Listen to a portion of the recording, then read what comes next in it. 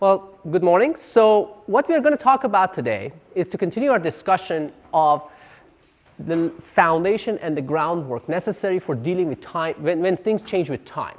So far we've dealt with things that we've been stationary with time, they didn't change at all, but now we are getting to get started on that. We started last time, we started talking about singularity functions, right? Functions. And we started off with our the most basic function, I guess, or the most fundamental function, if you will, which was the unit step function. So I'm going to review it very quickly for you, which was basically what? We showed it as u of t, and it was defined as being 0 for t smaller than 0, and 1 for t greater than or equal 0. Now what happens exactly at 0? There are different conventions, and they lead to different things. If you keep this convention, it would make dealing with Laplace transform more consistent. So later on, when we are dealing with that, that makes it easier. But again, there are different ways to deal with that. Anyway, so this was the unit step function. And the way it looked as a function of time, it's a very basic function, almost too trivial to think about, but it's very important. So this is the way it looked. So we said, OK, yeah, so it's just 0, goes to 1, stays at 1. So this is our unit step function.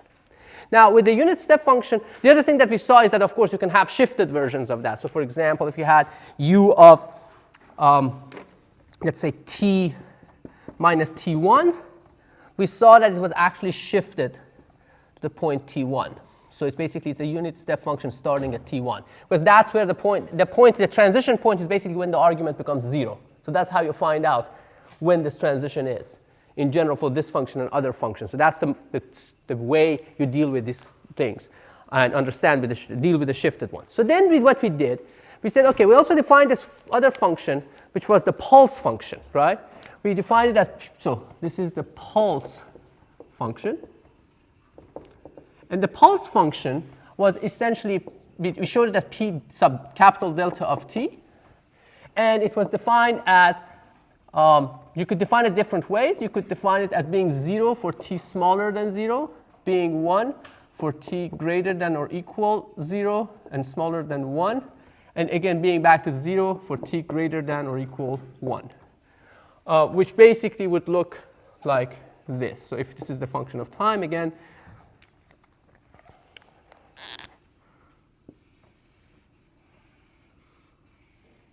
so this is the unit pulse, which has a width of delta and the height of 1, and it's defined this way. You could also, you can define it as two, in terms of two u of t's, right? 2 unit steps. How did we define that? What was it in terms of 2 u of t's?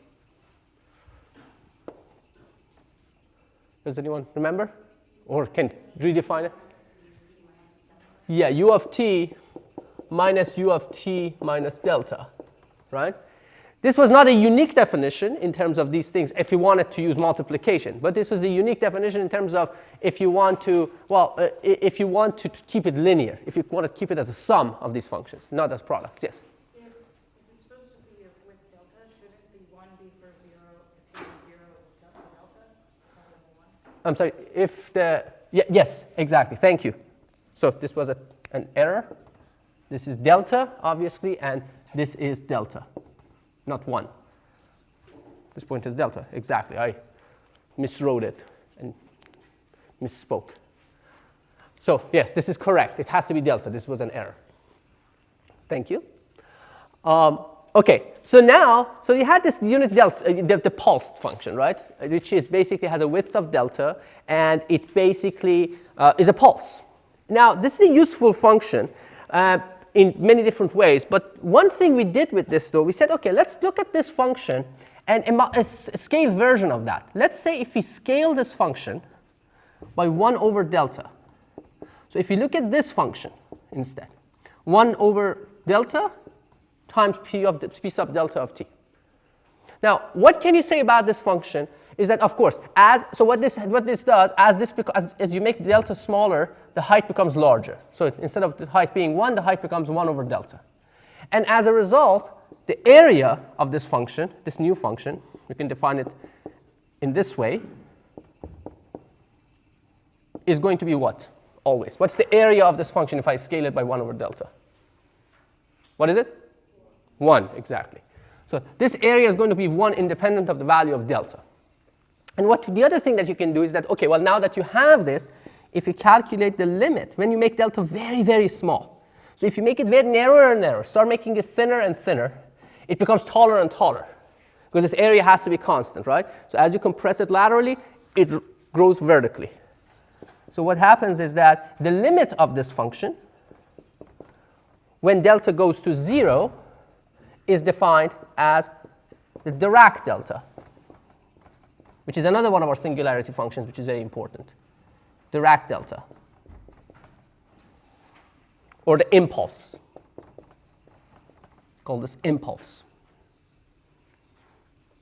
And we will see it's quite important in the way we define things. An impulse, or Dirac delta, if you define it really as in form of a function, it's kind of funny, right? Because in the sense that it's 0 for all t's that are not 0, and it's undefined, you could say it's infinity, if you want to speak loosely, mathematically, at t equals 0. Technically, it's not even a function. I mean, from a purely mathematical thing. It's a broader class of things. It's called distribution. But it doesn't matter. We will deal with it as a function. So for our purposes, it wouldn't make a difference.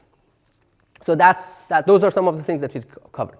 So now you can take this and so there was this relationship. So we had 2 of these functions. So for example, one of the basic properties of this delta was what? That since it was derived from that pulse function, so the impulse, the area under the impulse is also 1.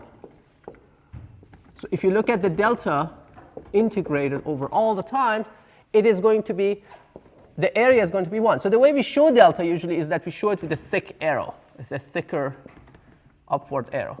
And when you want to talk about the scale of a delta, it really makes sense to talk about its area. So if I multiply a delta by, let's say, if I take the delta of t and say, what is 2 delta of t? Right? The height is infinity here and 0 at other places. So you can't define it really in terms of its height. Right? Because it's already infinity, so it becomes a meaning 2 times infinity, right? Whatever that is. So you define it in terms of its area. So when the difference between this guy and that guy is that the area of this guy is twice the area of a regular delta. So its area is 2 as opposed to 1. But anyway, so going back to this is also true because now all of this area comes from this very, very thin sliver around 0. Therefore, mathematically speaking, you can also write it this way, which means that going from the left limit of 0 to the right limit of 0, this is also, that integral is also 1. So all of that area comes from this region. So that's fine. And the other thing that we notice is that now if you pay attention to this and evaluate this function. Again, I'm going over these fast because we went over them last time. It's just a review for you. It's basically, if you look at this, now instead of integrating from negative infinity to positive infinity, to plus infinity, what if we integrate it from negative infinity to t? What is its value? Well, it depends on t. So integrating this from negative infinity to t means that I start from way out here and start integrating what is the area as I start increasing t. 0, 0, 0, 0, 0, 0, 0, 0, 1, 1, 1, 1, 1, 1, 1, right? So what happens is that if you think about it, it is basically this integral is 0 for t smaller than 0 and 1 for t greater than 0. Which by definition is u of t. So you can see that the integral of delta is u of t. Now, we started with this notation, which we said, as I said last time, which will remain dormant for a couple of lectures, and then eventually will pop up and dominate everything for a little while. And that's this notation of p. So there's this operator p, which is called the Heaviside operator. So operator p is defined as the derivative with respect to time. So just as a shorthand form for derivative. And this 1 over p, again, it's a note. Think about this entire thing as a symbol for now. There's a reason we write it as 1 over p. We'll see later on. But for now, think about this entire thing as one giant symbol. It makes sense Later on we'll see, but we haven't proved that yet. I mean, you can think about it in a way. I'll show you how it makes sense even now, but it's just not that difficult. So it's the integral from negative infinity to t, dt prime, of some function. You can see they're inverse functions, right? So if you apply them back to back, you can say it's like a product of these operators. They should cancel each other out. That's why we write it this way. And you will see that it's actually quite generalizable. And they behave like rational functions. We will show that, and then we'll use that later on. But again, right now we are not doing any of that. So anyway, so if you take this notation, what this says is that the integral of the delta of t is u of t. Or conversely, delta of t is the derivative of u of t. So you could have actually defined delta of t this way. And we talked about operators, and we'll talk quite a bit more about them. Operators are essentially, what are operators? I mean, what are functions? Functions are these boxes that you put something in, you put a number in, it gives you a number out, right? It produces a number for you. You put 2, it gives you 4. You put 1, it gives you 1. You give 3, it gives you 9. You put 0, it gives you 0. So that could, for example, be t squared or x squared, right? But operators are one level higher. Operators are essentially boxes that you throw a function in, and it produces a function. So its input is a function, its output is also a function. Anyway, so these are operators. Anyway, going back to this discussion, so what we saw is that there's a delta and u. So this like a step function and delta function are related to each other through this relationship. And that's fine, that's nice. Now, there's nothing to tell you that you stop here with the singularity functions, right? What if you integrate, for example, the u of t? What is 1 over p of u of t? What is that? If you think about it graphically, right? What is the integral? Essentially, if you want to think about design, you have to visualize something at some level. And that's why these visual tools are useful to understand. So, okay, this is u of t. What is the integral of this thing? Starting from negative infinity. What's the area? 0, 0, 0, 0, 0, 0, 0, 0, 0. What is it here right at 0? 0, but then what? It starts increasing, right? At the farther I go, the more area I accumulate. So what is the integral of this thing? T, right? So it would look like this, with a slope of 1. This is called the ramp function, unit ramp function, which is defined as, so r of t is defined as 0 for t smaller than 0 and t for t greater than 0. Can you express this in terms of u of t directly? Tu of t, right? Exactly. Tu of t. So what's the next one up? If you want to think about it. What is it going to be, let's say? It doesn't have a specific name. So the integral of r of t. But what is it? Go ahead. Yes, but how do you describe it? 1/2 t squared, right? Is that correct? Is that complete? Sure. How do you show that? So this is basically what she said. So it says t squared over 2, but then it has to be 0 for t smaller than 0, right? But because if you just plot this quantity, this is not the integral of that, right? This looks like this. This function looks like this. You want something that looks like this. How do you achieve that? Times u of t, right? That's one way to achieve it, right? So if I write it as this times u of t, that would do it. Okay? Make sense? So it's something that suppresses the left half, essentially, right? The left wing is completely suppressed. Say again? What if you want the left to be something different from the right, but not 0? So tell me how you do that. So the question is, this is a good question. So say, what if we wanted the left to be something different from the right, but not 0? So how do we do that? So I let you decide. Let you think about it. So how do you get to suppress the right? if you want to suppress the right. This suppresses the left, right? What is the function that suppresses the right? U of negative t, right? So then what do you do with the u of negative t? So let's say I wanted this to be t squared plus over 2 on this half, and I want it to be, I don't know, a cosine on this half. Not, I don't know if it's a particularly useful function, but let's just make it, right? So how would you do that? So you have this is the right half. Oh, you plus cosine times u of negative. Cosine of t, u of negative t, right? So you can see that actually you can build quite a bit of stuff with this. And let's do that actually now. Now let me just get rid of this, because then people will look at it and say, what is this? It's fine. I mean, there are things that you could try to make something up that would require something like that. But so you have that. That's fine. Now, but it's actually quite powerful. Even these 3 to 4 basic functions that you have are quite powerful in terms of defining and creating or deconstructing functions. So let's say you wanted to create a waveform. I don't know, I'm just making something up here. Let's say you wanted to describe a function that looked like this.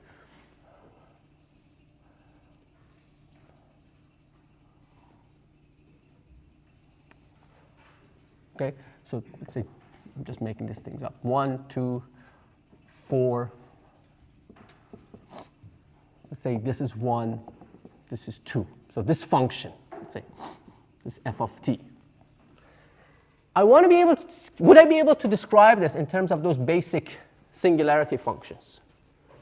Let's construct it together. Let's construct it as a discussion here. So what we are trying to do is basically just to start constructing this together. So f of t, and we'll go around the class and ask you questions. So let's see. This time I'm going to start from somewhere that I haven't started before. Okay. Second in the back, second row, maybe we can go that way. All right. So what is the first function that you would use to start from negative infinity up to here? You don't need anything, right? So what's the first function you would use to start this? R of t. Okay. So R of t or u of t times t. T u of t. That's fine. Let's write it as R of t. That's good. So now, what if we? Okay. So but R of t keeps going, right? So how do you stop it? So now you need to get something here going on that would cancel that beyond this point, right? So let's just draw these functions. Actually, I'm going to color coding. So this is your R of t, right? I'm going to not show the left side because it's 0 for all of them. So that's your R of t, R of t. So what's next? What would you do to make it flat? What do you need to do? Minus R of t minus 1. Exactly, minus R of t minus 1. Because R of t minus 1 is, so let's use a different color. So this is R of t minus 1 shifted by 1. And if it's negative, it becomes like that. So this is minus R of t minus 1. So now the function becomes a new function, goes up, becomes flat, keeps going flat. Then what do I need here? So let's move on to the next person. Go ahead. So what do I need to do here? Subtract R of t, I think, plus 1, but it's like outside of the parentheses. Okay, so if I plus 1, be careful, okay, yeah, because 1 is a dangerous thing, right? 1 is a very powerful, potent thing. 1 would bring everything up, 0 and all, negative times, positive times, and all those things, right? So, so first, just make this jump. Let me just propose that. Just make the jump. Don't worry about the slope. Let's just make the jump. How do you make the jump? What gives you a little jump? U of t. U of t, right? So go with a u of t here, right? So plus u of t. Okay, now what? Then next. So go ahead. Oh, okay. So good. You caught me in there, right? So this is not what I drew. U of t is here. This is u of t minus 2. All right, thank you. So now what's next? now you just subtract r of t. Yeah. R of t minus 2. Exactly. So subtract r of t minus 2. So now where are we? So yes.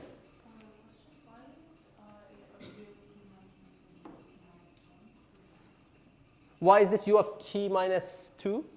Is that the question? Because think about this green function. Right? That's the function I'm adding. Because the blue and the red together give up to here, but then keep going. U of t wants to create, u of t minus 2 is here to make a jump at t equals 2. Because remember, u of t minus 2 is shifted. U of t. You need to shift them in time, right? Yeah, okay, no, but you don't look convinced. You have to be convinced about it. What is u of t? What does u of t look like? Do you agree? That's the way it looks like. What does u of t minus 1 look like? Shifted over by 1, right? What does u of t minus 2 look like? Shifted over by 2, right? That green function you see here, it's this guy. Does it make sense? The reason, all it does is just to produce this jump for us. But then it would stay up there. You're not done yet. So we have to add more stuff. That's why he added the orange r of t minus 2, which is this orange function, negative r of t minus 2. So that basically starts bringing it down. All right? Good? Everyone's good with this? Everyone's okay? All right. So are we done? No, you're not done. Because this looks like this, except for the fact that it will keep going all the way down. You have to stop it. So what do we need? What's the last thing we need to add? Rohan? R of t plus 4. Or R of t minus 4. R of t minus 4. So plus r of t minus 4. So let's see if I have another color. Okay. So this guy plus r of t minus 4. Okay? And that would produce it. So now, you say, okay, why did you write it this way? Why do you think we write it this? Why do you think them expressing it in this form could be useful?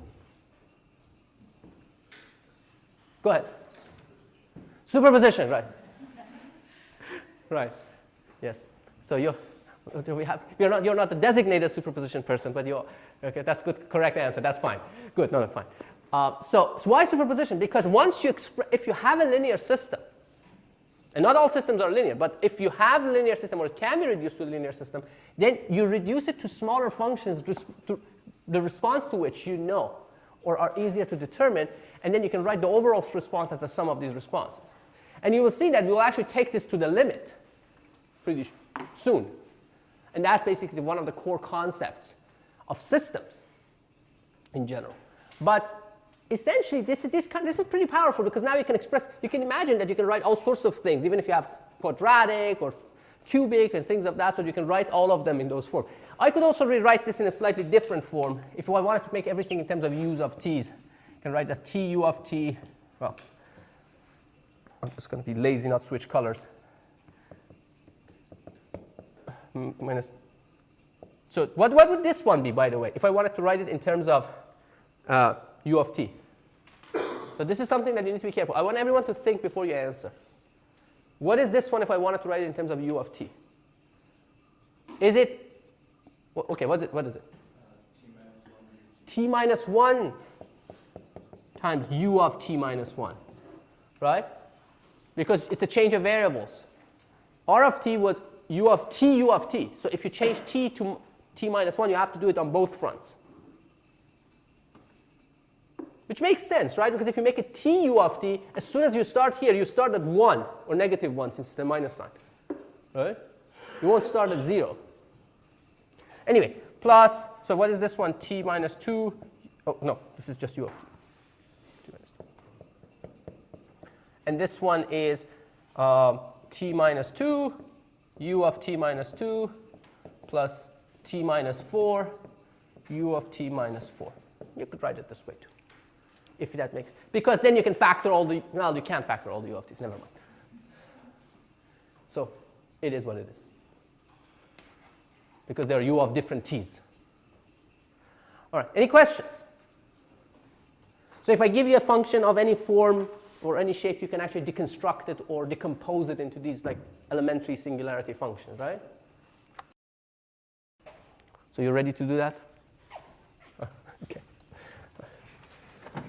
Okay, so let's keep this here. Any questions so far? No questions? Yes? Okay, so forget about the purple line. If I didn't have the purple function, everything up to the purple, what would it look like? It would look like the brown, except for the fact that at its end, it would keep going, right? It wouldn't become flat. I want it to become flat, become 0, right?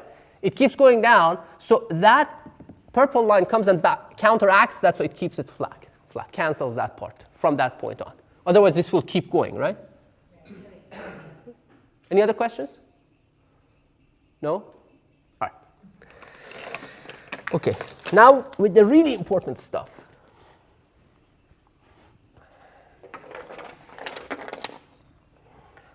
So I gave you an example, it was kind of like a contrived example, right? I mean, it has like a piecewise linear function, all those things. What if I give you a general function, an arbitrary function, f of t?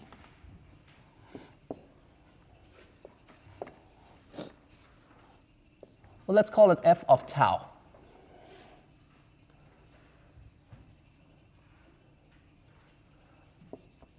Right? No, actually, let's make it f of t. Sorry, never mind. Because I have to decide which way I want to go eventually with this. So f of t. So let's say this is the function f of t. Some arbitrary function. Can you approximate this function with a bunch of, one of those, or a bunch of some of those singularity functions?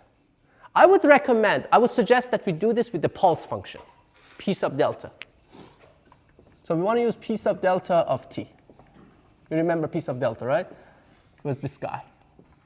1 and delta, the width of delta.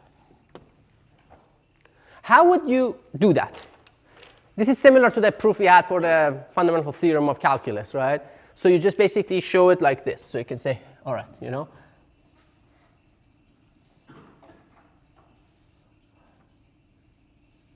I write it this way? In other words, think about one of them. Think about just one. Let's say this is tau. Let's say this is time tau. Let's think about this box. Right? What is this value here? F of tau, right? So this is f of tau. So how do you describe this one? How do you describe just this box, if I didn't want to have any of these boxes, in terms of the p delta? How would you write it? What is this box? Anyone? Yeah, go ahead. P of t minus tau, p delta of minus tau, times what?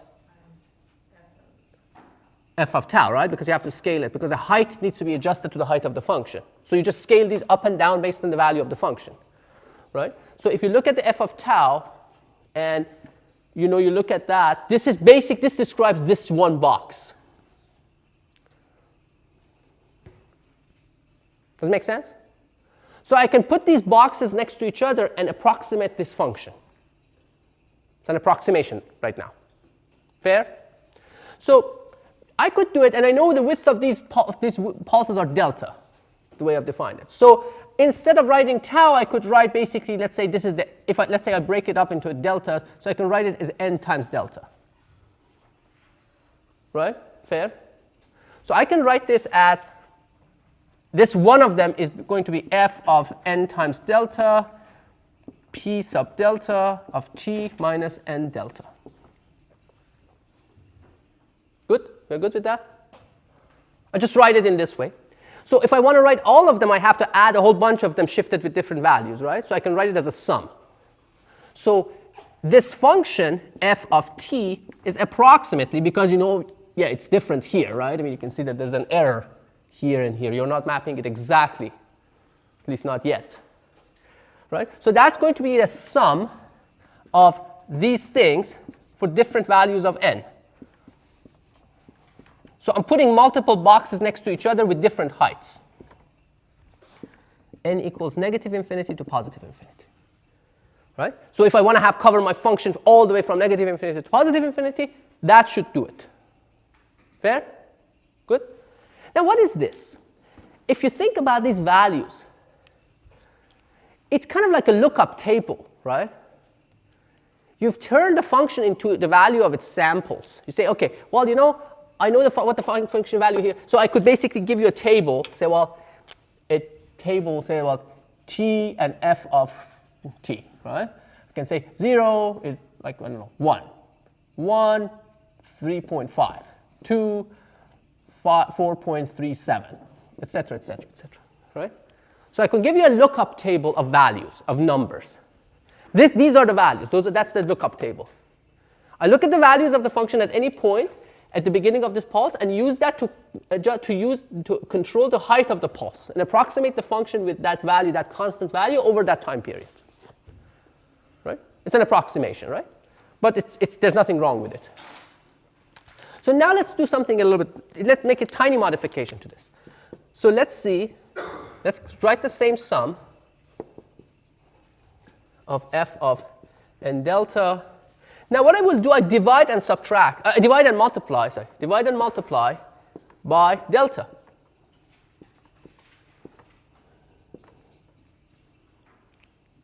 Right? Now think about this. Or before you even think about that, what would you do to make this more accurate? If you wanted to make this a more accurate representation of the function, what would you do? Make delta small. The smaller you make delta, the more accurate this becomes. And do you agree that in the limit of delta going to 0, this represents the function exactly? Unless your function is really not doing some crazy stuff. You can still make functions. I mean, I can make really bad functions that you can't do this with. But those well-behaved, mostly continuous or more or less well-behaved functions, you can represent them this way, right?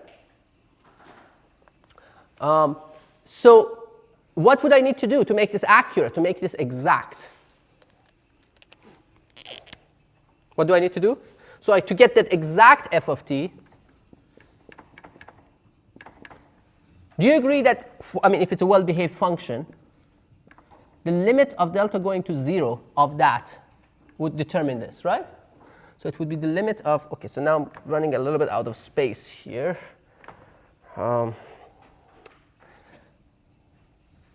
What's the best? Okay, you know what? Let's do it here.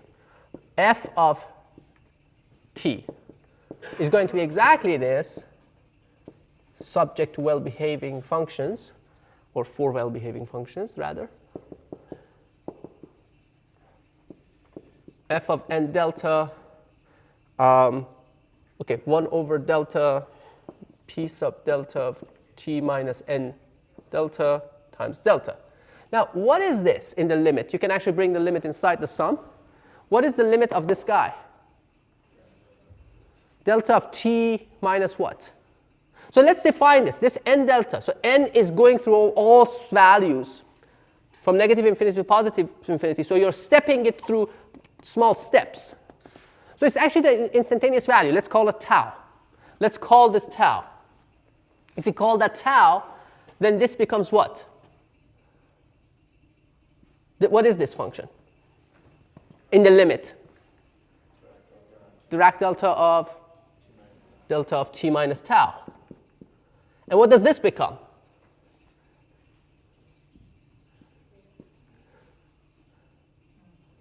Right? So this basically is, there's another notation for this sum, which we did last time. F of tau, delta of t minus tau, d tau. We derived this in a different way. We called it the sifting property, right? But this is what it means.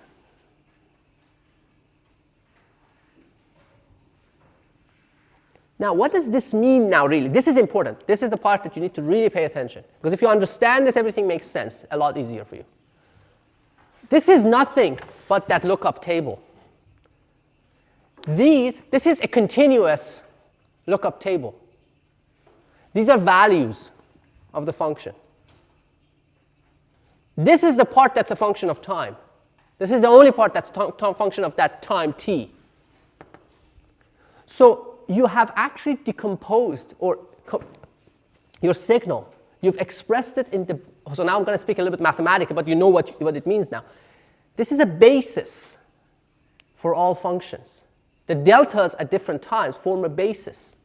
So you can write any function as this sum of all these deltas, because which basically is a limit of all these pulses, which kind of a trivial basis, right? You say, I can show any function by knowing its values exactly at any point in time and put that value exactly where it has that value, and then putting all of them together. If it sounds trivial to you, that's good. Because I could say it 5 different ways that wouldn't make it trivial. The point is to make it trivial to you. Yes? Isn't f of tau essentially the same as f of t, is just tau instead of t? Sure, but it's the summation that's happening on that, right? This is basically where the summation is happening. That you need to have a different variables, right? This is the one where you're doing the summation or integration, essentially. That's why tau is the variable of integration, right? This is the step size, d tau. This is n delta tau. And then this is just basically tau. I mean, so this is tau. N delta is tau, and this is tau. That's the stepping function. That's basically where you summation part. So you write it as a sum of all these pulses, essentially. But the limit for a continuous function is the sum of these impulses. So when you see this, think this. Even better, think this. Then it makes sense. Any questions? Yes? So basically, if I put this correctly, if I just took any point tau equals to, I don't know, t naught, then because it's the Dirac delta function, then it's only at that t naught, that f of t naught that matters. Correct. So everything else just kind of cancels out, and that's why we can express the function in this way. Right. So what you're saying is that since the delta of t minus tau is non-zero only when t equals tau, this basically takes the value of function at t equals tau and takes it out. And that's why f of t is that. That's correct. That's an exact correct. And that's why it's called sifting property. You sift it out. You just take that value out. Exactly right. But it also does more. I mean, that was the way we thought about it last time, right? We didn't do it this way. We did it in a different way. But this time we are doing it this way because it allows you to think about this. Really, what the thing that has a functionality of the time is this. And you will see in a second why this is very, very, very, very important. Any other questions? This should be crystal clear in your minds. Any questions? Yes? I still don't follow why tau isn't t. Why tau isn't t? Yeah. But, okay. So let me ask you this question. So think about this axis. This axis is t. When I'm adding these pulses next to each other, think about the discrete case. Each one of them is a function, right? Each one of them, let's say this guy, is that. This function, if I were to plot this function by itself, it would look like this.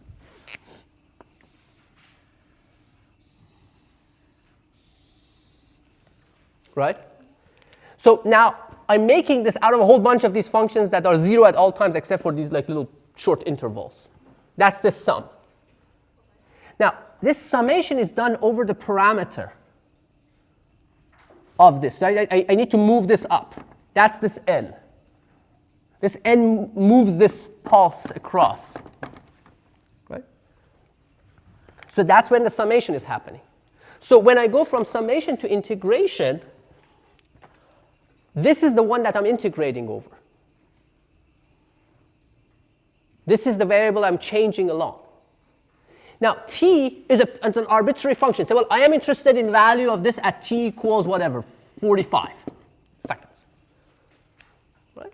So that has no impact on this summation. If I fix it, then no summation will occur. If this were t, no summation will happen. Right? Any other questions?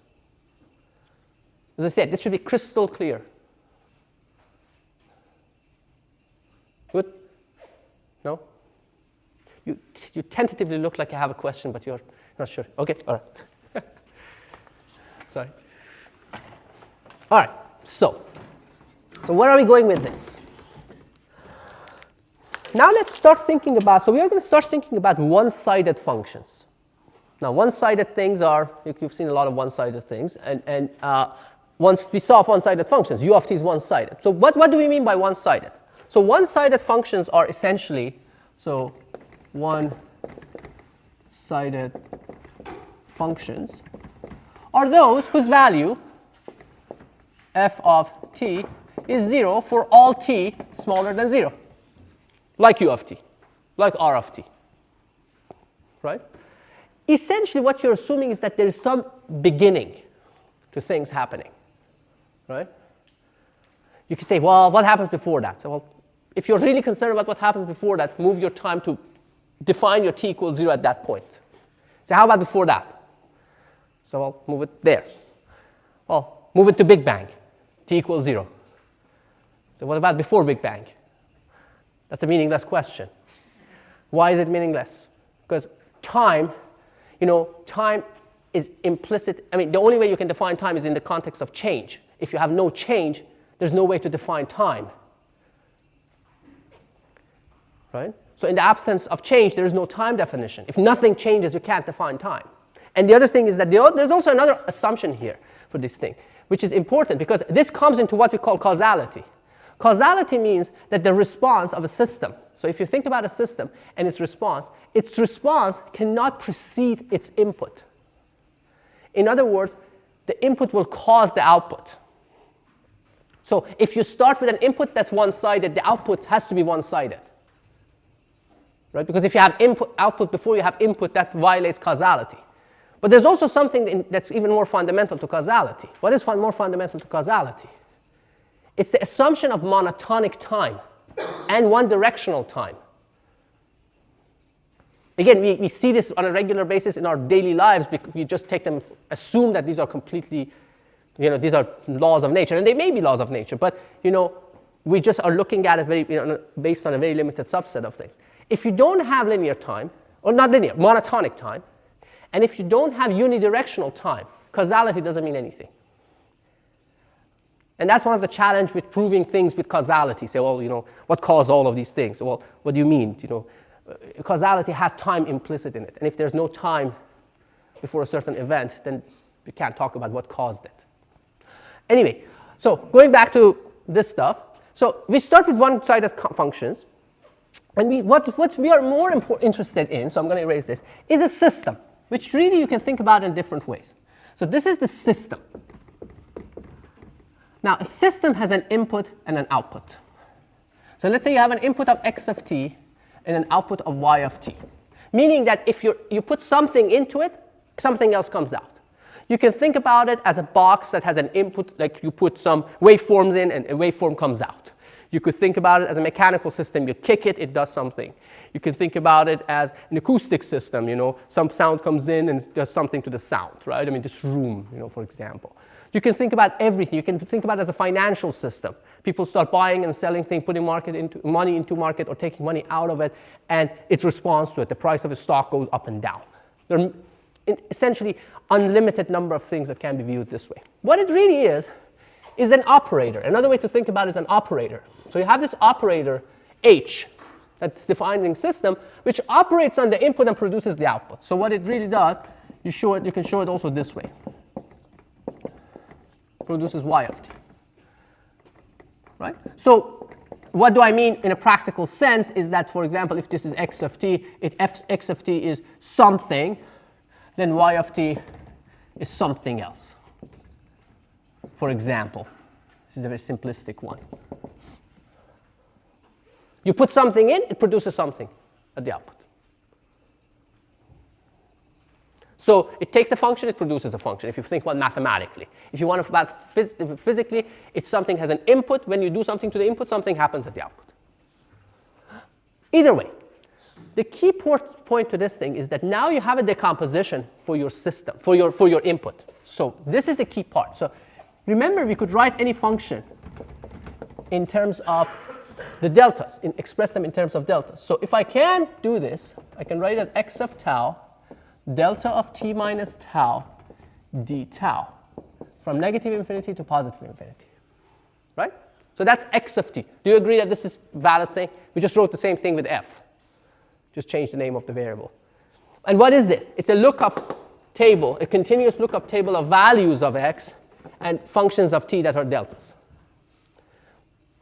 Now let's see what the system does to this, what the operator does. So I'm trying to find out what the output, y of t, would be. Right? So y of t is h operating on x of t, which would be h operating on that expansion in the basis of deltas.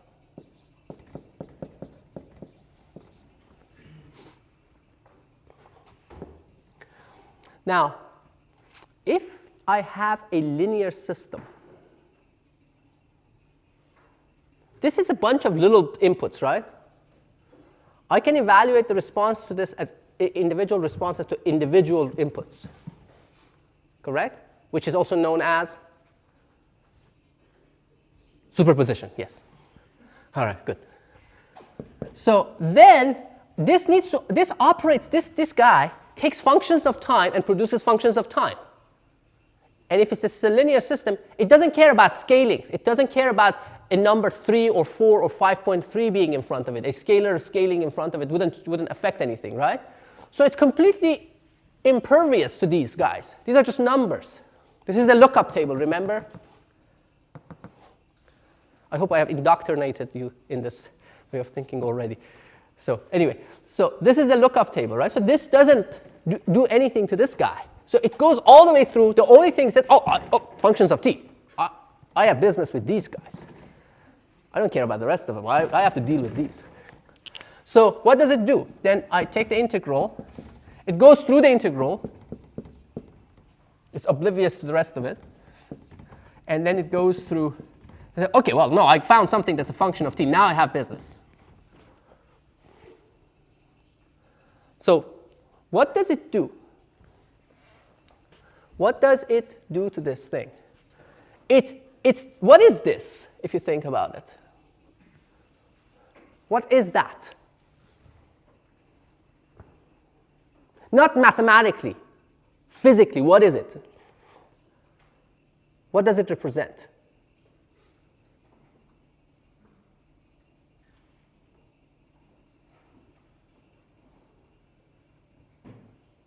This is the operator that represents the system, right?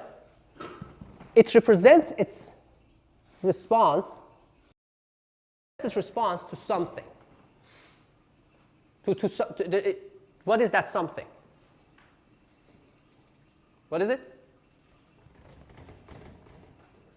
Delta of t minus tau, right? So it represents the response of the system when the input is a delta at time t equal tau. So this is delta of t minus tau. It's the response of the system to an impulse at time t equal tau, right? That's what that operator does. So we show that as, so the assumption here, so we made an assumption of linearity. Now,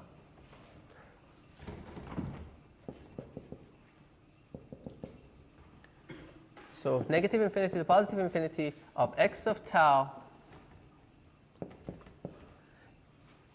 Now this thing, I show it with lowercase h sub t of tau.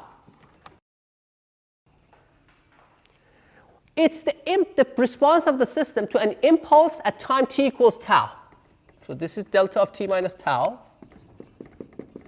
And this is h sub, this is now going to be h sub t of tau, or tau of t, doesn't matter. This is the response of the system. impulse response of the system to an impulse at time t equal tau. You can see it's both function of t and tau in general. So you can also write it this way, which is what I think is a preferable way of showing it. It's a function of two variables, t and tau. It's the impulse response of the system at that time. It means that if you hit it with an impulse at this point, it would do something. So this is that h sub t of tau. No, this is not. This is tau. And this is h sub t of tau, or t. Let's say just it's h of t and tau. Make your life easier. Now, in general, if your system is time varying, these impulses could be different. So if I hit it with a different impulse at a different time, if I hit it here, well, it's just a different color. If I were to hit it with an impulse here, it may do something else. Right?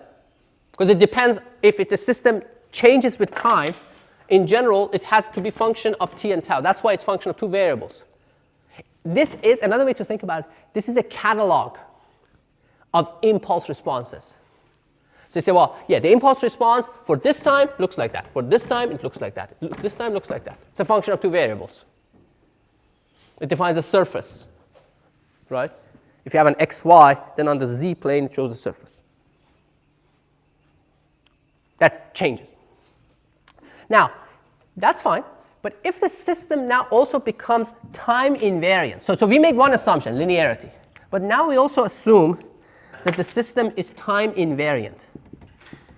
Time invariant, meaning it doesn't change with time. Its properties do not change. Not that it's static. Doesn't mean it's static. It means that its properties that don't change with time. Its behavior today and tomorrow are the same. Right? Then this becomes x of t, h of t minus tau d tau. Now the impulse response would only depend on, this should be, okay, delta of t minus. Then the impulse response would depend for a time invariant system would become h of t minus tau. It would only depend on the difference of the times.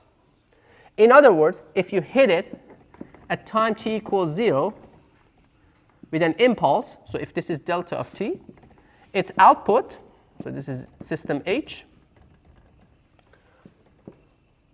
its output going to be something, some h of t. Now, and this is that h of t shifted by tau. Now, these are very important results. This is called the superposition integral. Some people incorrectly call this the convolution integral. This is not the convolution. Superposition integral. Some people like to call it time-varying convolution. Okay, I'll let them do that. But more accurately, superposition. This is called the convolution integral, because it defines a very important operation, extremely important operation, between two functions, the x and h. Now, you can easily see that if you also do a change of variable, if you define t minus tau as t prime or tau prime, then you can see that you can also write it in this form. X of t minus tau, h of tau, or let's write it this way, h of tau, x of t minus tau, d tau, with the change of variable, right? So this is a change of variable. But the point of this is that you can see that it commutates the operator. So the convolution of x and h is the same as h and x. So basically there's a shorthand notation for it. So you can show x asterisk h, which is equal to h asterisk x. Now you probably don't have any intuition about this yet. And one of the things we'll do is to develop some intuition about it, what this is. And it's a very useful thing to develop intuition about. So you don't have it yet? That's fine. Yes? What if you change from going through What did I change? I assumed it's time invariant. This is the assumption. I usually write my assumptions over the equality signs. Say what allowed me to go from here to this. So here I assume linearity. It allowed me to bring this operator inside the integral and operate on this. Here I assume it's time invariant. And what it did, it allowed me to take this function of 2 variable and take it into use a function of 1 variable. Meaning that the impulse response doesn't change with time. Now you may say, why, if the impulse response doesn't change with time, when we say it doesn't change with time, we have to be careful. This is also another thing, pay attention to this one. So then why isn't it just a function of t or tau? Why is it a function of t minus tau if it doesn't change with time? Think about this. Think about this as a system, this whatever, table.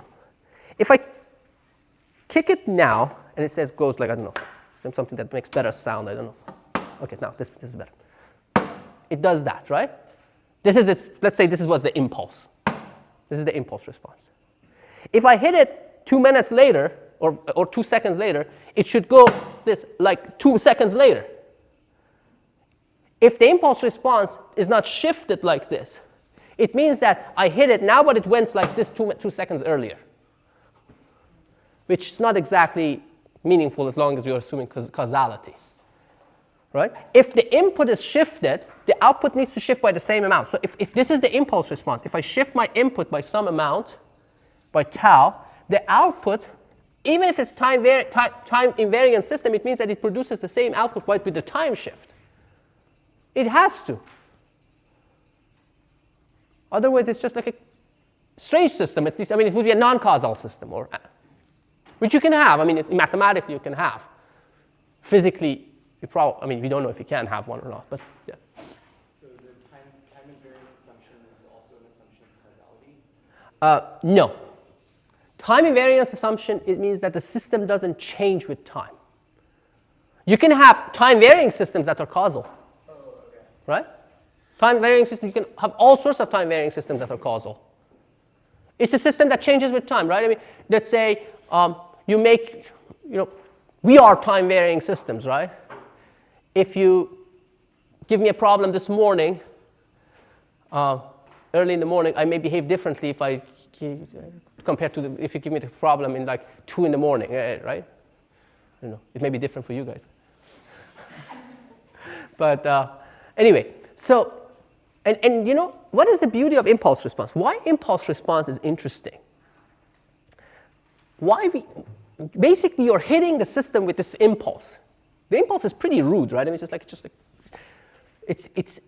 it's the hardest thing you can do to the system. One of the hardest. Well, you can even come up with worse things than impulse. But it's a pretty strong stimulus, right?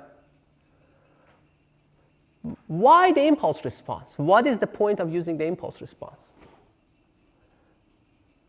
It actually controls behavior and character of the system out. Because it is such a sharp, rude awakening kind of thing, right?